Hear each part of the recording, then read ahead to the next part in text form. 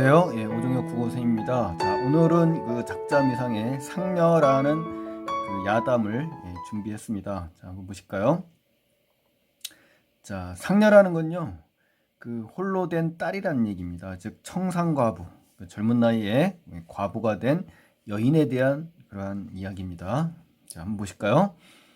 제재는 이제 양반과 여성의 재혼을 소재로 삼았고요. 주제의 내용은 양반과의 이 재혼, 이 금지, 그 다음에 인간 정욕, 이런 거를 갖다가 억압하는 그런 분위기 자체를 고발하는 작품입니다. 아셨죠? 성격은 해서 현실 고발적이고 우연적인 성격이 많고요. 현실 비판적인 그러한 성격을 갖고 있습니다. 그리고 갈래는 이제 민간에서 떠도는 그런 전하는 이야기들을 소설화한 거고요. 소설처럼 만든 거고요. 야담이라고 합니다. 우리 그 야사를 바탕으로 해서 흥미진진하게 꾸며낸 이야기를 이야기하는 겁니다, 여러분. 자, 그다음에 설상 특징에 가시면은 이제 조선 후기 청구야담이라는 이 책에 실린 이야기고요. 한 재상이 홀로 된 딸을 이 곤궁한, 즉 가난한 이 무관에게 재혼시키는 그런 이야기를 통해서 양반 가문의 재혼의 어려움, 그리고 당시 인간의 본능을 억압한 이러한 사회적 분위기를 제시해주는 글입니다. 그래서 이 재혼이라는 특정한 이런 사건을 통해서 개가금지 또는 재가라고도 하는데요. 이러한 재혼 금지를 한 이러한 인습의 문제를 고발하는 그러한 작품입니다. 여러분 아셨죠? 그 다음에 세 번째, 조선 후기에 한문으로 기록됐어요. 그래서 비교적 짤막한 길이의 잡다한 이야기입니다. 아셨죠? 그 다음에 청산가부가 된 딸의 행동을 구체적으로 묘사합니다. 그래서 인간 본능의 욕구, 욕망을 잘 드러내주는 그런 작품이고요. 일찍이 남편을 잃은 이 여성의 안타까운 상황을 통해서 남녀 정욕의 문제를 다루고 있는 겁니다. 또 양반 가문의 재혼이 참 어렵잖아요. 그리고 당시 인간의 본능을 억압한 그런 사회 분위기를 잘 제시해주고 있고요. 양반과의 규범, 이걸 표면적으로 지키면서도 이 현실적인 방법으로 아버지가 딸의 처지를 해결하는 아주 재치가 있는 아버지의 모습이 담겨 있습니다. 자, 그 다음에 마지막으로 적극적으로 문제를 해결한 이 아버지 재상을 통해서 이 부성애, 딸을 사랑하는 마음인 이 부성애도 있고요. 또 봉건주의보다는 약간 근대적인 가치관을 드러내는 그런 아버지의 모습을 읽을 수가 있는 겁니다. 자, 그럼 이제 본문을 가실까요? 본문에 가시면 이제 첫 번째 내용은 이제 재상의 딸이 일찍 남편을 잃은 이야기가 나옵니다. 그래서 어떤 재상의 딸이 있는데 그 딸이 출가라는 건 이제 결혼을 얘기하는 거겠죠. 시집 갔다가 한 해, 1년도 안 돼서 남편이 죽었어요. 그리고 친정에 와가서 홀로 지내고 있는 장면입니다. 그래서 이 인물의 처지와 상황을 짤막하게 지금 제시해주고 있네요. 재상의 딸. 자, 그럼 두 번째 내용으로 가보실까요? 두 번째 내용에서는 이제 재상의 딸이 외로움을 이제 아버지가 발견합니다. 한번 보실까요? 하루는 재상이 안으로 들어오다가 아랫방에서 딸이 있는 곳이겠죠. 딸이 곱게 몸단장을 하고 자신을 거울에 물끄러미 비춰봤어요. 그러니까 이제 몸단장을 하고 자기의 모습을 아름답다라고 이제 볼 거 아닙니까? 자기 거울에 비춰봤는데 거울을 던집니다. 그렇죠? 자기 얼굴을 보고 그 다음에 이제 던졌다는 얘기는 뭡니까? 아무에게나 자기의 모습, 자기의 고운 모습을 보여줄 대상이 없다는 거죠. 그러한 어떤 외로움을 심화한 그러한 소재가 바로 이 거울이 되는 겁니다. 아셨죠? 굉장히 안타깝죠? 얼굴을 가리고 흐느끼는 것을 아버지가 이제 본 겁니다. 그러니까 아버지 입장에서 어떻습니까? 딸의 이 외로움과 슬픔을 그대로 봤을 거 아니에요? 그래서 이 아버지 재상은 그 꼴을 보고 어찌나 측은한지, 감정이 나왔죠. 이 측은하다는 얘기는 자식에 대한 가엾고 불쌍한 마음, 이게 측은한 마음이라고 합니다. 그래서 도로 사랑방, 이 사랑이라는 건 이제 방이에요. 사랑방으로 돌아와서 한동안 말이 없었다. 딸의 아픔에 대해서 깊이 동정하고 연민하는 아빠의 모습이 담겨 있는 겁니다, 여러분. 아셨죠? 자, 그다음에 세 번째, 재상이 이제 무관에게 사위되기를 제안합니다. 자, 보실까요? 때마침. 자, 때마침. 이런 게 바로 뭡니까? 소설에서 우연성, 소설에서 말하는 이 우연성과 같은 그러한 상황이 온 거죠. 그렇죠? 우연적인 그런 성격입니다. 문화라는 건요, 이제 문객, 손님이죠. 이거 드나드는 권세가 있는 그 집, 집을 얘기하는 겁니다. 그러니까 문화에 출입하던 잘 아는 무관이 이제 들어온 거죠. 새로운 인물, 무관. 이 무관이 들어와가지고 이제 문안을 인사를 드리는 겁니다. 그렇죠? 문안. 우더른께 안부를 여쭈는 걸 문안이라고 해요. 그는 이 무관은 집도 없고 아내도 없었어요. 그러니까 처지가 이제 드러난 거고 나이도 젊고 건장한 사람이었다라고 하면서 인물의 그 요약적인 말하기를 통해서 이 무관의 어때요? 집안 형편, 신상 내력, 인물의 처지나 상황이 짤막하게 요약되면서 다 들어있죠. 그래서 요약적인 말하기라고 합니다. 여러분 아셨죠? 재상한 사람을 물리치고 자, 조용히 이제 말을 꺼냈어요. 은밀한 이야기를 한다는 얘기죠. 그렇죠? 자, 그다음에 두 번째 페이지 가실까요? 자네 신세가 곤궁하다. 이 곤궁이라는 건 이제 빈궁하다 또는 가난하다, 빈곤하다, 구차하다 뭐 이런 뜻입니다. 아셨죠? 내 사이가 안 돼 줄라나 이제 프로포즈 즉 제안을 한 겁니다. 그러니까 딸과 결혼해서 내 사위가 되지 않겠냐라고 하면서 은밀한 제안을 하는 겁니다. 아셨죠? 당시로서는 이제 그 다시 재가를 하기가 상당히 어려운 그러한 풍습을 갖고 있는 시대였습니다. 아셨죠? 만약에 이제 재가를 했다라는 소문이 나면은 이 가문에서 양반 체면을 다 손상시켰기 때문에 양반의 지위를 박탈시킨다고 합니다. 그러니까 굉장히 중요한 문제겠죠.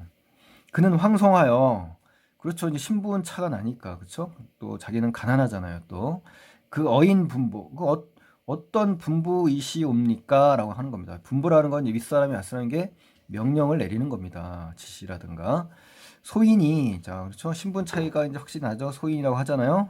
소인이 무슨 뜻인지 모르겠사오니 감히 명령을 받을 수 없겠사옵니다. 이렇게 그렇죠. 어리둥절하고 황당하겠죠. 갑자기 사이가 다 될라는 그런 제안을 어떻습니까? 이 무관 입장에서는 명령으로 받아들일 수밖에 없겠죠. 그렇죠?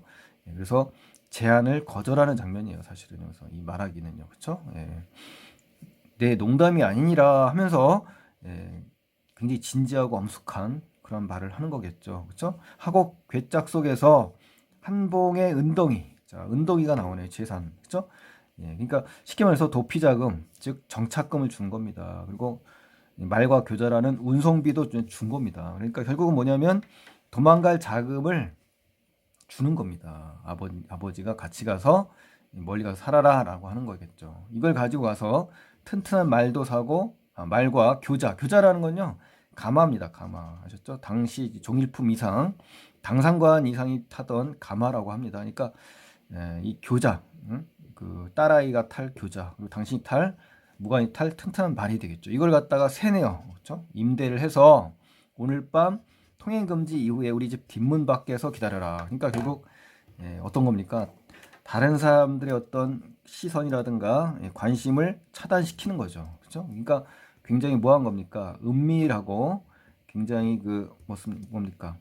은밀하고 아주 주도 면밀한 그런 우리 아버지의 재상의 모습이 잘 드러난 겁니다. 아셨죠? 그래서 무관에게 구체적인 방법과 계획을 알려주는 겁니다. 아셨죠? 자, 네 번째 장면 가보실까요? 사람들의 눈을 피해서 딸과 무관을 멀리 보냅니다. 아셨죠? 그는 여기서 그는 이제 무관이에요. 반신반의다라는 것은 반은 믿고 반은 의심한다는 얘기죠. 그러니까 얼마나 당황스럽겠습니까? 그렇죠? 그것을 받아가지고 그렇죠. 이제 한봉의 은덩이를 받아가지고 가서 그 말대로 그냥 교자와 말을 준비하고 뒷문에서 대령하고 있었다. 그러니까 결국 뭡니까? 시키는 대로 계획 지시대로 결국 그대로 했었죠. 근데 왜 당황스럽냐면요. 당시 신분 차별이 있었잖아요. 그렇죠? 이 재상가의 딸과 결혼을 해야 되는 것이고 자기는 이게 문관에 불과하잖아요. 그리고 재산도 없고 그렇죠?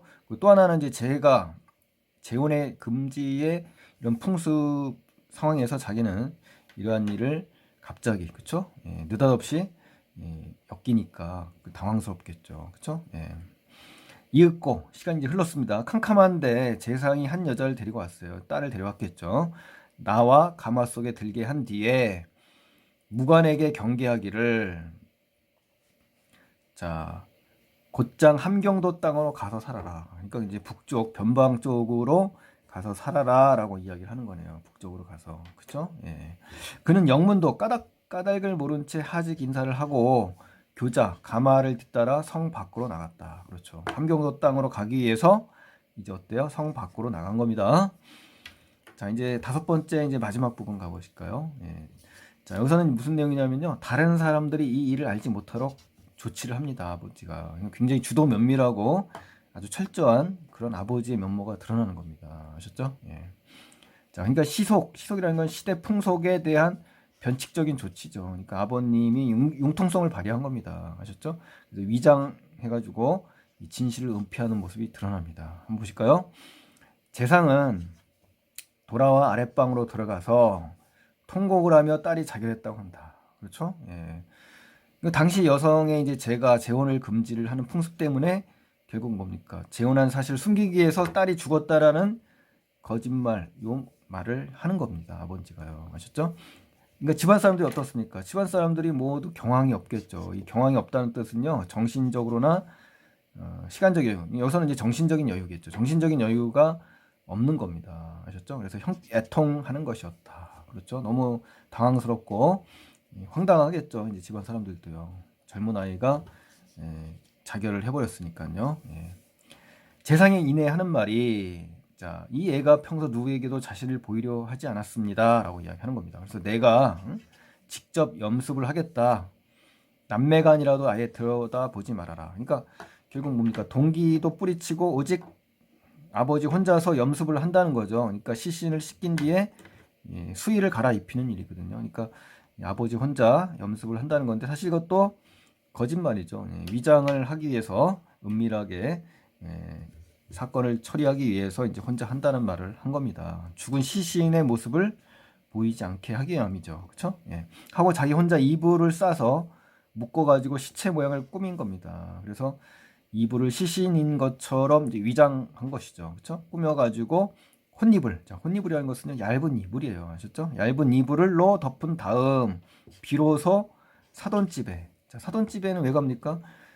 당시 이제 풍속인 거예요. 죽어서도 시집 가면 시집에서 귀신이 될 때까지 나오지 못하는 겁니다. 그러니까 결국은 사돈집의 통부라는 건 이제 죽은 사실을 알린다는 거예요. 부고를 올린다는 거죠. 아셨죠? 통부하고 입관하여 자, 시신을 관에 넣어서 그 시가라는 건 시집입니다. 시집, 시댁이죠. 그러니까 부모가 사는 집에 선산. 자, 선산이라는 건요. 조상의 무덤이 있는 산입니다. 즉 가묘, 선영, 족산이라고도 합니다. 그래서 우리 춘향전 같은 데 보시면 춘향이가 유언하잖아요. 그러면서 내가 죽더라도 이도령한테 보니까 선산의 발치에 묻어달라라고 하잖아요. 유언을 하면서요. 그러니까 이 선산의 의미는 그 집안의 가문에 뭡니까? 종속된다라는 것입니다. 그러니까 죽어서도 결국 어떻습니까? 시댁에 묶이는 몸이라는 거죠. 아셨죠? 이 당시에는 그런 풍속이 있는 겁니다. 그래서 장사를 지냈다 하면서 이제 순특강에서는 여기서 끝내졌습니다. 이제 그래서 당시에 풍습이 잘 드러나 있고요. 또 가문이 중요하다. 그 가문을 지키기 위해서 아버지가 이렇게 위장하고 은폐하는 일을 꾸며냈다라는 걸 알 수가 있는 겁니다. 아셨죠? 예. 그리고 이제 마지막으로 공간 장소의 기능 역할에 대해서 이제 한번 살펴보겠습니다. 이 아랫방의 역할은 이제 딸 아이의 행동을 발견하는 것이죠, 아버지가. 그래서 이 딸 아이의 어떤 상황을, 처지를, 문제를 생겼구나라고 이제 인식을 한 겁니다. 그리고 사랑방에서는요, 딸이 처한 문제상을 해결하기 위해서 아버지 혼자 고민하고 해결방을 모색하는 그런 공간이 되는 거다. 그리고 뒷문은 딸이 처한 문제상을 해결하는 과정, 그죠? 방법으로서 공간이죠. 이제 아무도 모르는 곳에 이제 문관을 오라고 하는 거 봐서 문제 해결의 과정이라고 볼 수가 있습니다. 그리고 함경도 땅은 어떻습니까? 딸이 처한 문제상이 이제 해결될 것이라고 이제 믿는 거죠. 그러면서 기대하는 공간이 바로 함경도 땅인 겁니다. 선사는 뭡니까? 딸의 문제 해결을 이제 해결 유지하기 위해서, 그죠? 끝까지 유지하기 위해서 은폐하려는 그런 공간입니다. 이미 죽었다라는 사실을 유지하기 위한 것이죠. 그렇죠? 예. 자, 그래서 이제 재상의 인물을 한번 정리를 마지막으로 하겠는데요. 재상은 굉장히 주도 면밀합니다. 준비 계획이 아주 철저하고요. 재치가 있는 거죠. 이제 긍정적으로 볼 때. 그렇죠? 또 개방적이잖아요. 이제 재가를 시켰으니까. 또 융통성이 있습니다. 이렇게 꽉 막히지 않고요. 또 인정이 많은 겁니다. 딸을 너무 사랑해서 혼자 과부로서 어떻습니까? 괴로워하고 슬퍼하는 모습을 불쌍히 여겨서 무광과 어때요? 함께 살 수 있도록 배려를 해준 거죠. 아셨죠? 예. 자, 그래서 오늘은 자, 길진 않습니다만 당시에 그 청산과부가 된 젊은 여인의 모습을 우리가 잘 읽을 수가 있었죠. 예. 자, 그래서 오늘은 여기까지 하고요. 예, 여러분 열심히 하시는 거 알겠습니다. 꾸준히 해주셔야 돼요. 자, 오늘 도움이 되셨다면 구독, 좋아요 꼭 눌러주시고요. 예, 다음 시간에 찾아뵙겠습니다. 고맙습니다.